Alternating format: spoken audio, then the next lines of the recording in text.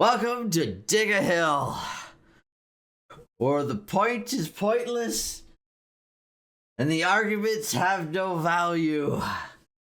It's a rant, and my side is truly undetermined. This is a subject to be undecided. We spin a wheel to dig a hill, and so the argument is truly not there to make a point. It's just to argue, So welcome to Dig a Hill. Introduction. Alrighty, so we spin on the subject list that we have here that we could think of, because for some reason my brain can't think of any random subjects that aren't too extreme. Anyway, so yeah, so we're just gonna spin it. Put some more items on there from yesterday. For some reason, I really cannot figure out what do we got today? Favorite, oh, yeah, okay, here. I got something for this. All right, okay. Favorite food. Okay, it's time to dig a hill here. Alrighty. So, okay. So, favorite food. I have a favorite food, and I haven't had it in like a decade now, which is frustrating, all right? Now, it sounds strange, but this favorite food is actually from Applebee's, and they haven't served it. They took it off their menus. Like, when they finally changed their menu, it's the one thing that they removed, among a couple other things, too, I suppose, like appetizers or whatever. I don't know. I don't fully remember. Either way, they removed this item, the most complex and well-balanced food on their list. It was the crispy orange chicken ball, and boy did oh my god, it was so good. It was crispy orange chicken, of course, with a sauce and rice with some type of Italian season. I'm not quite sure. And those long worm-like croutons, along with peppers of the green, red, and orange peppers. It had all of it, and I don't really care for peppers, but inside this dish, it was amazing. All right, and there was some other. It was broccoli, yes, broccoli as well. I mean, it had everything inside one dish that you would need for your daily meal. Like, I think, I can't remember. Did it have some type of fruit in it? Like some type of mango fruit inside of it too? Maybe that was the sauce flavor going off, maybe. But there was, oh wait, it was like those thick orangish rice pieces. That's what it was. Okay. But either way, this is like, it's my favorite food. And then they took it off the list. And then when I looked, it's like, and it's never coming back. It's never coming back. It's just, it's horrible. It was the only good thing that they served that I liked. And then they removed it, and it's just not there anymore. Now they serve all these basic ass dishes in which they microwave, I guess. It's just, it was rice, and it wasn't even pasta. It was like the only rice dish they had on their menu was the crispy orange chicken ball. You know, it was like clearly it was meant to serve more than one person with the quantities had. At least I would assume so. But if it wasn't, oh my gosh, that's so much food if it wasn't meant for more than one person. I mean, if you think about it, it probably only was for one person. Like, you can have a lot of rice and vegetables. You can never have too many vegetables, of course. And then the chicken, there's only three chicken tenders worth. Like, roughly, I think. So that'd be like one serving as it is anyway. So yeah, the bowl was probably one person. It was, oh my gosh, there was so much in one bowl. I was like, oh, that hurts profits probably. That's probably what it came down to. Is like, oh, this well-balanced food bowl that gives you a lot of food isn't worth it, because no one's going to have a dessert on a well-filling meal. Oh my god, it was like, oh, the same. I'm drooling. I think I'm drooling right now, because I looked up the recipe online. All right, I looked it up. Obviously, they're not doing this in the kitchen. Obviously, making this dish in the kitchen it'd be too complex. But the the the the recipe online that they provided for the orange crispy chicken bowl is a 2-hour prep time. 2 hours. And then it's a 30-minute cook time, roughly. So it's 2.5 hours for the crispy orange chicken bowl, which, if that's the reason they got rid of it, how dare you? You know you're not cooking it back there in the first place. I mean, I think I remember one time asking if the rice could be more al dente, and they simply said, "What?" And it's like, it all comes in one package. It comes in a package. You're not even making it back there. They told me it comes in a package. I think they let that slip. I don't think they're supposed to do that, but they let it slip that it came in a package, and it's like, so they can't make the rice more al dente. Like, oh, it comes in a package, and then the sauce is separate. And then one time they ran out of sauce for like a week, and then they removed it from the menu. Wait, did they remove it from the menu because they ran out of sauce? And they said like, oh no, the sauce, but it's just sauce. No, that wouldn't make sense. Maybe they stopped the sauce because they intended to change the menu. So they didn't want people ordering it anymore unless they wanted to have it without sauce. And the sauce wasn't a lot. You could ask for extra sauce. It'd be variable how they give you the extra sauce. Sometimes they give it in a small cup container, or they put it inside the dish. But it's like when you ask for extra sauce, it's just like it's just no one could really be consistent on when they gave you the extra sauce. It's like, they never asked you how you wanted the extra sauce. They just said okay, and then just picked a method. I mean, I even had one where it came in a sauce plate. It's like, what? Why would you? This is a rice dish, and you gave me a sauce plate with extra sauce.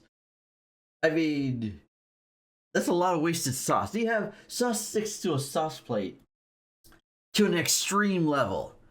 You're supposed to dip things into the sauce plate, but the only thing you can dip from this dish is the chicken tenders, which I mix into there just so the flavor spreads throughout the entire dish. All right, and oh my god, so crispy. Oh, so good, so good. Oh, it was so good. It's gone. It's never coming back. It's too complex. It's hard. It's well balanced. No one wants a dessert after it. That's really what these dishes come down. It's like overpriced, expensive, profit per item here. Like pasta has a great profit margin, for sure. And then you always want to give them a dish that they're more likely, if that's the only thing they ordered, they're gonna have dessert afterwards just to finish off their meal. But at the chicken bowl, you didn't need a dessert. It was so good. It's well balanced of sweet spiciness, flavorful. All the nutrients you needed in a dish, and maybe even for like half the day. I mean, it's like, oh my god, it's like, if that's even like even close to like a quarter of what the Japanese are eating, it's like, I get it now. Like, it's a rice dish that's just amazing, and it's gone. It was gone.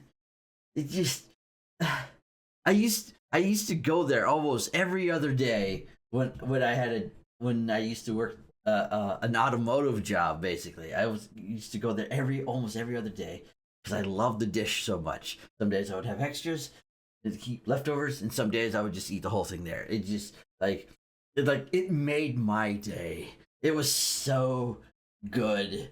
And this is when I was fit too. It's what I ate while I was fit. Now I've gained weight. I blame it on the crispy orange chicken bowl being taken away, because now I have to try and figure out how to substitute something to equal the same nutrients that is something that I used to eat almost every single other day. Oh my god! Because that's where the downfall started. That's probably where it all started. I used to push, like,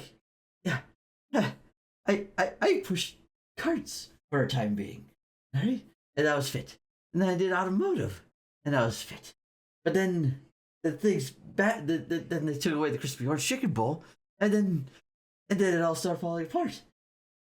Just bad people started coming into play. It's a chain reaction. the mood. What if the majority of my town was all eating the crispy orange chicken bowl? I wasn't privy to this information because, once again, uninformed. No one informs me of anything. But what if the taking away of this orange crispy bowl is the reason for the downfall of this town for this time? For quite, I mean, there was like a huge downfall. Like, managers became terrible.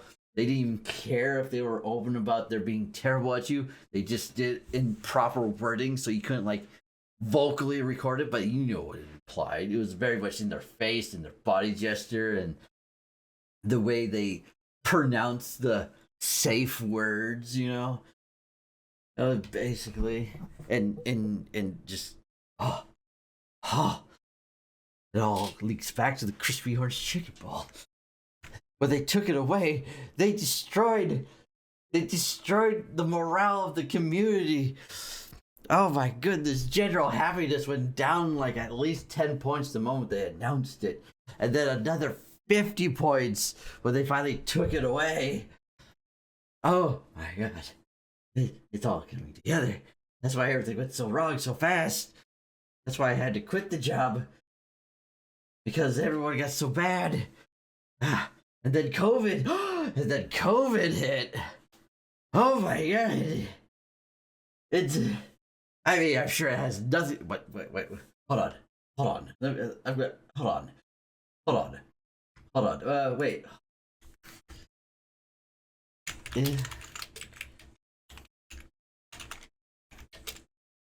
Hold on. Okay, I'm searching something here.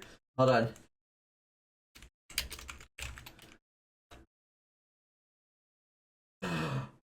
Oh my god, guys,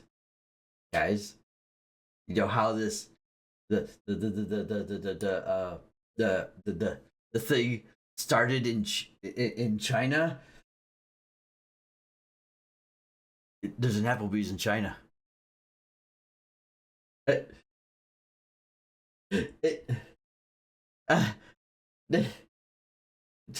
Are you?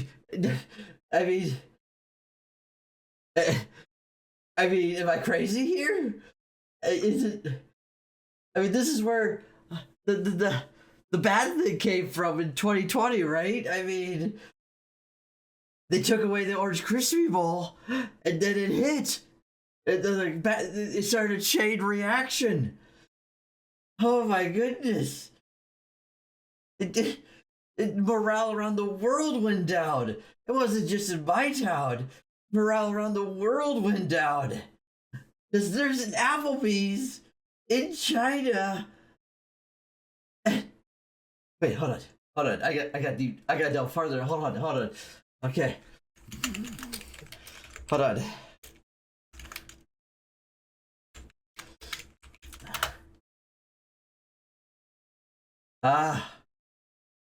Okay. Okay. Yeah, that's okay.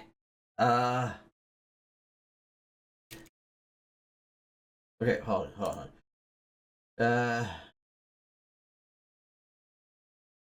Copy this. Then we're gonna search within that.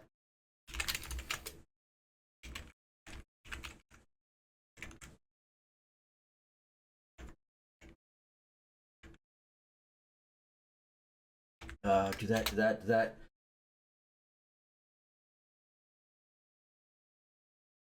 Okay. Is it? Okay. Hold on. Oh, hold on. I gotta take this phone call. Hold on. I think they're on to me.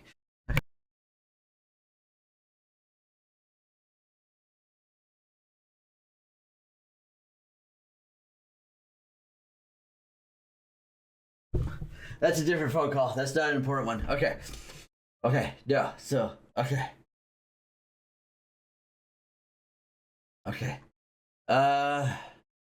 Delivery. Okay.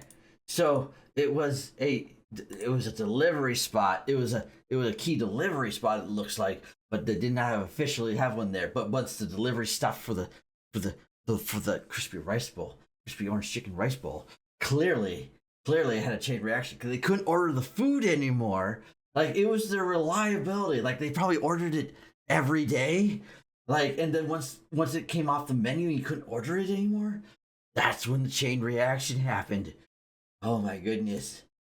Okay, because it's if I'm reading this right, basically it says it was a key delivery zone, basically. Like you can only have the Applebee's in certain locations, but that was one of the major delivery zones. And then when they couldn't deliver the crispy orange chicken bowl anymore, it caused problems. They couldn't get the nutrients they needed anymore. They couldn't think straight. They didn't take their procedures. They didn't take the precautions. They started slacking because of the lack of nutrients in their system. They couldn't feed their brain with the nutrients they needed for the crispy orange chicken bowl, but yet they still continued to order from the place because, oh, we need to get food, and this is the only place we can think of that we will want food at the time. And then it's caused a chain reaction. They had to try to find substitutions, and then when you overeat, you start getting lazy. You start feeling the weight of it. You get tired easy. You start making mistakes. It all comes back to the crispy orange chicken ball. It all comes back to it. It's not just my favorite food. It was many people's favorite food. They took it away just so they could sell more desserts. Ah. Ah. Ah. Yes, that had to have been it. Figured it out. It's all linked. It's the butterfly effect. It is literally the butterfly effect. When you change something, you change it around the world. A butterfly flaps its wings in one location and it creates a tsunami in another. And the tsunami was the destruction of human morale and safety measures. And so it caused a worldwide pandemic that took, what was it, like less than 1%? Ultimately, in the end, I mean, it could have been far worse. I mean, it was terrible, but it could have been far worse. Luckily, a lot of people at least in other countries, took precautions. Usually, the United States didn't do the best on that. I was unemployed at the time. I literally quit like a month before the pandemic hit. Like literally a month, and then it's like I get a text message from the guy at work, just like, "Hey, did you know a pandemic just hit?" It's like, what? I'm just sitting here in my underwear at home, like the month after I quit my job because I'm good to go for the next, year or two without getting another job. So it's like, yeah, this is going to casually hang out at that time. And it's like seriously, I quit just before it hit, and it's like I missed so much of it, like conveniently, because it's like I'm not going outside anyway in the first place. It's like I have no reason to. I don't want to go outside. I have no one to really hang out with. I have no one to like. Oh my god,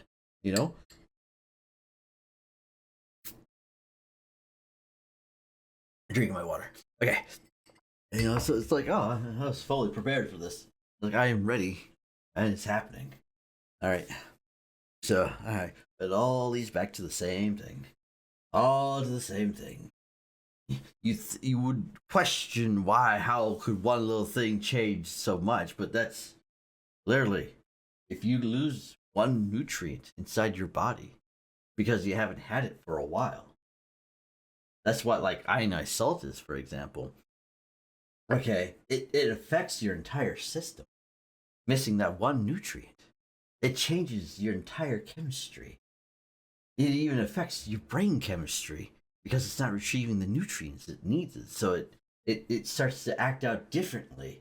Try to make substitutions, and when you try to make substitutions, you have a chain reaction of other nutrients of too many of one kind and not enough of another, changing the brain chemistry even more, changing the behavior even more, because food is directly linked to behavior. Well, not necessarily like 100%, 100 for 100, of course. You got some personality there. If you're a dick, let's be honest, you're a dick. All right. But there is such a thing as hangry, and then mineral deficient personality. Okay, it all comes back to the crispy chicken ball. Trust me. I know what I'm talking about. If they were to bring it back, it'd be the greatest day in humanity's history. New things would be invented. Just like I bet if they were to bring it back, you'd have 3 new inventions that are just groundbreaking. Like shortly thereafter, like after a month after they bring it back, because people have to get reacclimated to it. Like, what? Oh, this is the new thing on the dish. Let me try it, and then it's like, oh, spread the word, spread the word. Oh my god! And then people, then smart people start start eating it, and then they get the nutrients they need. They get the good feels, and they start like, oh my god, I have everything that I need in my system. And it's like, I want to do something creative. I want to do something, because I'm well balanced fed.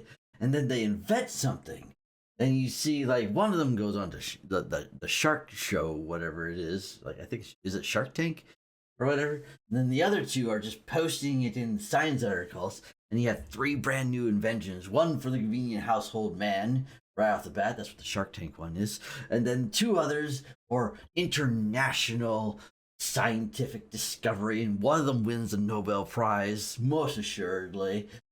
And then it's all linked back to the crispy orange chicken bowl. Just, like, you don't believe me? Well, just demand crispy orange chicken bowl back, and maybe you'll see a change that you never would have expected. You won't know until you try.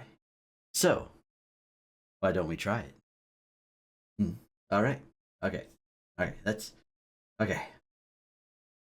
Okay, that one's that one. Okay, sorry. I it went deep. I went a little deep in that one, but let me assure you, that one's very important to me. All right. I intend. Okay, we're gonna do another one of these. Okay, that one lasted a bit longer than I expected. Okay, landed on a good subject there. Okay, let's go. Go back to the wheel here. Alrighty. All right. So what's the next thing that I have to? Okay. All right. I'm fine. Okay. Ah, yeah. Here we go. Okay. All right. Here's a good one. This is probably going to stay on the wheels here a little bit longer too. Okay. Let's go back to our heel here. All right.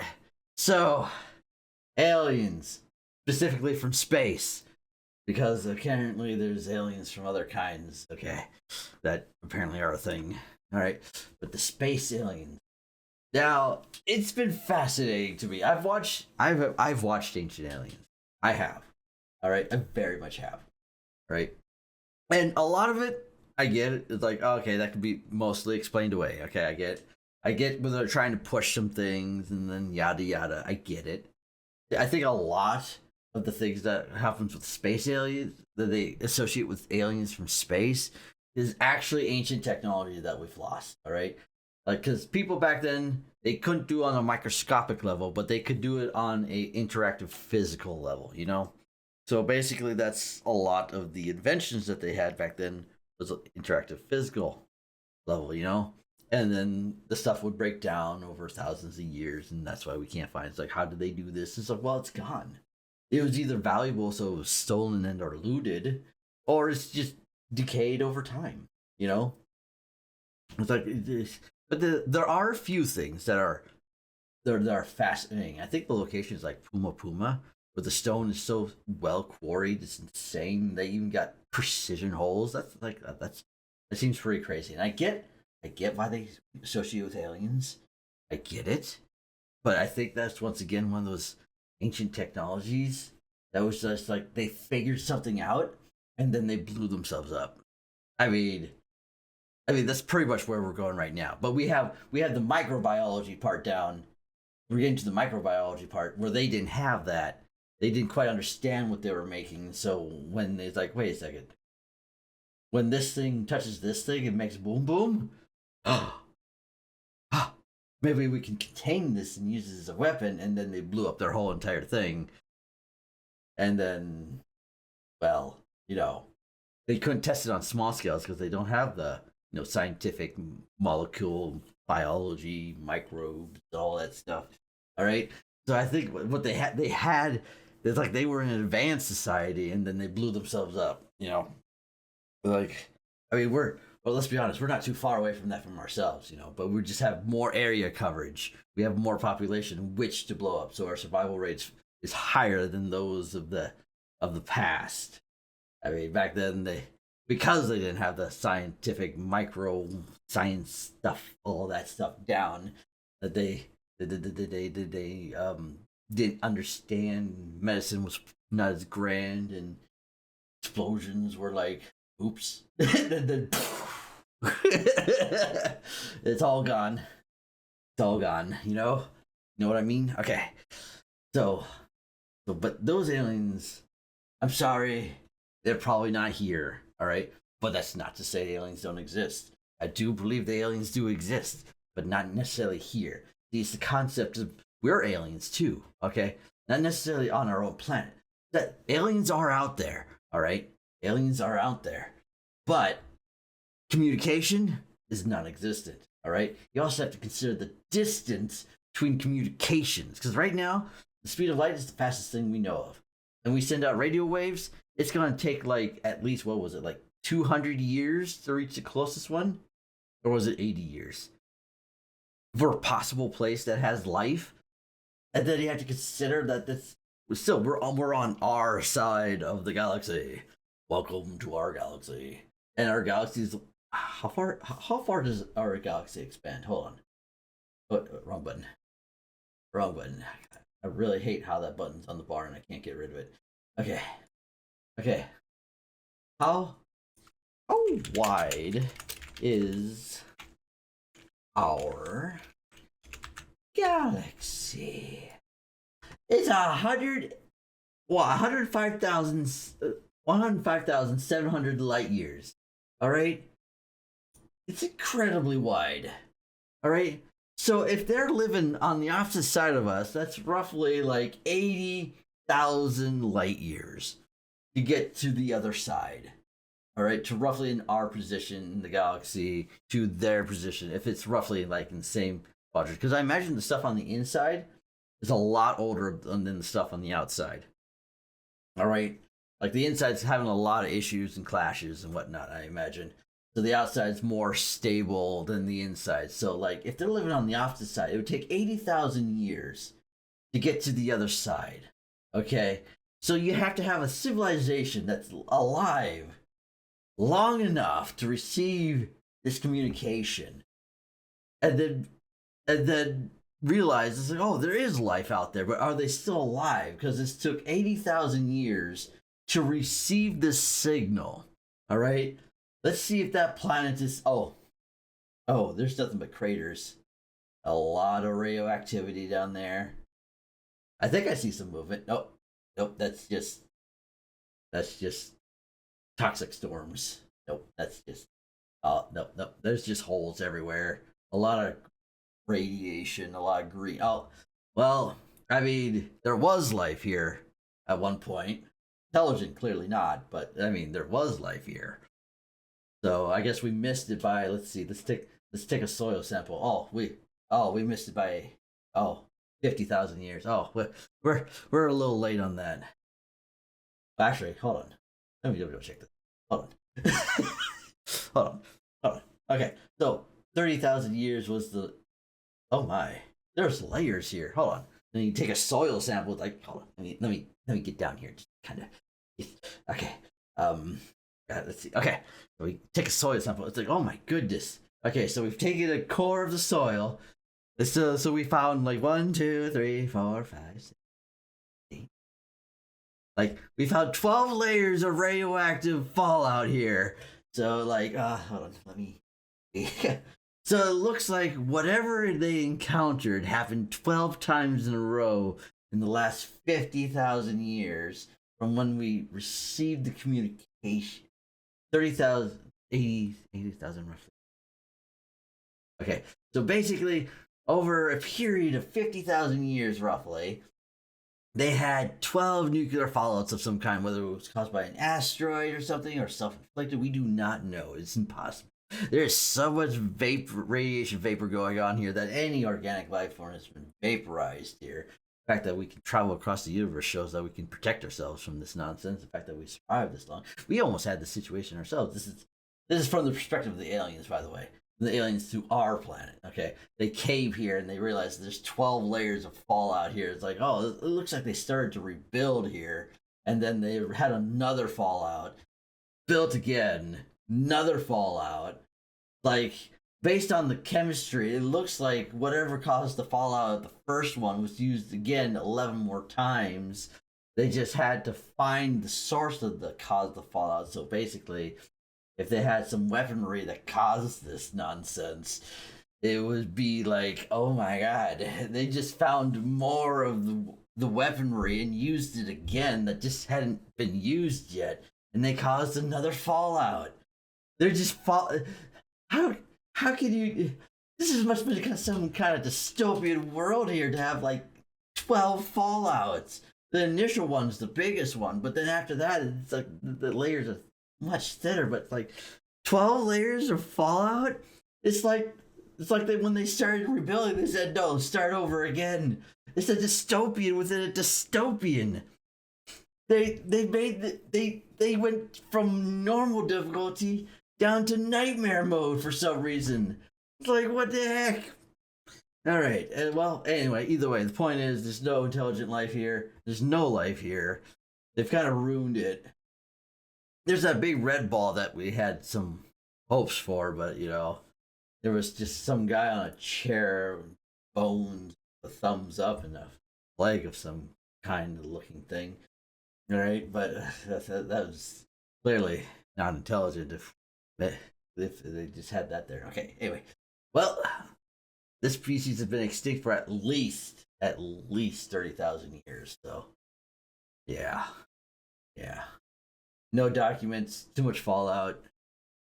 Buildings. There are clearly signs of some buildings here. Like there's a little scrap of metal over there, but nope. These people kind of just blew themselves up multiple times over and over, and when they couldn't blow themselves up, they had to find another way to blow themselves up and found some old technology, blew themselves up again. Okay, so all right, okay, that's the aliens discovering our planet. Anyway, but the point is, I'm saying that the aliens are probably out there, but they're only alien because they're not from here. That's the only thing that makes them alien. And then, so they are out there. It's just communication is impossible right now. All right, because it'd be too far away. And we have no way of transport, It's like they're out there and we're out here. We're aliens, they're aliens. We just can't communicate. Just too far apart. It's out there. They're out there searching, and we're searching. We're all searching, looking for life, assuming it's not out there. But because we've only searched about a cup's worth of space, we just can't seem to find it. Maybe they found us and still can't find it technically. Remember, intelligent life out there. All right. So, yeah. I mean, our planet's surrounded by debris that we've been causing to ourselves. We're getting to a point where we won't be able to launch anything because there's too much debris in order to launch things. Terrible. They have to adjust satellites just so they don't crash into debris from other satellites. It's crazy. Have you seen that? Have you seen that globe thing? There's so much debris around her planet that's going, what was it, like 11,000 miles per second or something like that? Or whatever orbiting speed is around our planet. Insane how much debris there is out there. And we don't know how to take care of it. We don't. We only hope that it crashes back into the planet and burns up for most of it, and stuff that doesn't burn up, we hope it hits the water. But that's going to take centuries for it to do it on its own. We don't know how to stop it. It's like, well, I threw trash into space, and now it's circling our planet. Now what do I do? I don't understand why we haven't been visited by aliens. I mean, just because we're surrounded by trash doesn't mean we are trash, right? Guys? All right. Well, that's my take on the alien situation. It's just at least this is my first take on it. All right, is that they are out there. We're out here. It's just that we can't communicate, can't reach each other. I mean, by the time they figure out how to warp speed, warp light, go faster than light, FTL or whatever you want to call it. Okay, they'll be far superior. and they won't have to worry about us, and then they become more expansive.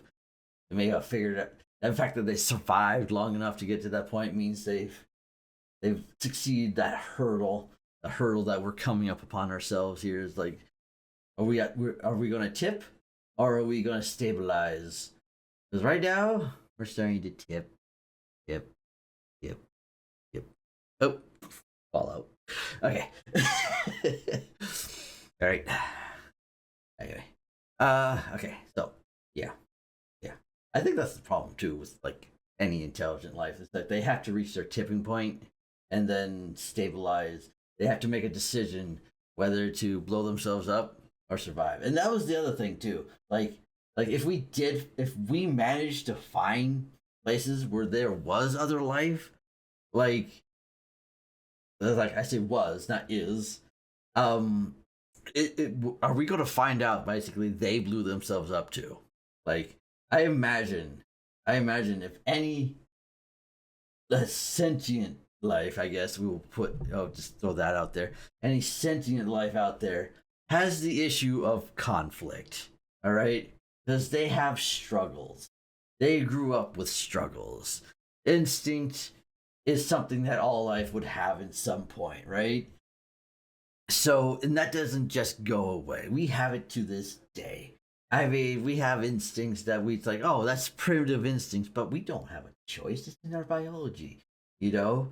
It's just who we are. And it just doesn't go away, you know? And so that's where technology is like developing so fast that our instincts and senses cannot keep up with it. Our evolution, as one could put it, cannot keep up. So, you know, that's where, and so I believe all sentient life has to deal with this issue of like, are we going to blow ourselves up? Probably. But if we don't manage to, that's a good thing. I mean, so I imagine that's what a lot of like, once there's a sentient life out there that actually does discover FTL or whatever, you know, that's what they're going to find. It's like, this could have been us. This could have been us. All right. We were so close to this situation too, but we managed to be one of the 1.5 trillion species that have existed that we have discovered in the universe that has not blown themselves up. All right. Because I imagine that survivability of not blowing yourselves up of sentient life is along the same category too. Yes, animals keep their cycle going, but eventually nature's like, you know what? I'm done with you. What do you think the volcanoes and storms and all that stuff is about? Plant starting to stabilize and end itself. Plant becomes stable, plant dies. That's basically what it comes down to.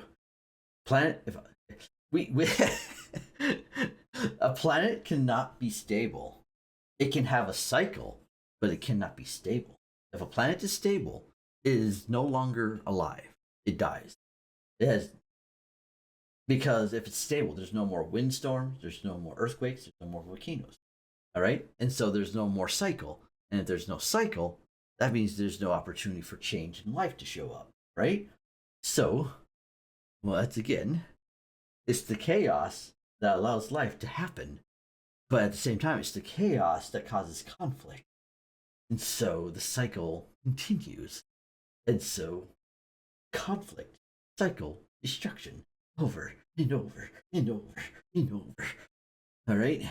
So, once again, any sentient life with semi-intelligence, we'll give ourselves at least that much credit, semi-intelligence, has to go through the conflict of, are we going to destroy ourselves? Or are we going to survive this? Oh, look, a button. All right. Okay, I think I'm good with that. All right, I think I'm good. All right. Remember, this is Dig a Hill. These arguments have no point ultimately, and the fighting is one-sided, and I just want to argue the point to have a point of no point. All right, welcome to Dig a Hill. Oh, my goodness. Now, are these my perspective views? Most of it? No, it is not. Not for most of it. Or is it? Point is, I'm just rambling on. These are ideas that are just thrown out, but not necessarily a perspective of my perspective. It's just a feeling on some of this crispy orange chicken bowl I wonder about. But anyway, as for some things, it's like I love the crispy orange chicken bowl. All right, I won't get over that. I won't. I won't. All right, okay. Maybe the aliens took it. Who knows? All right, but okay. The aliens took my orange crispy bowl.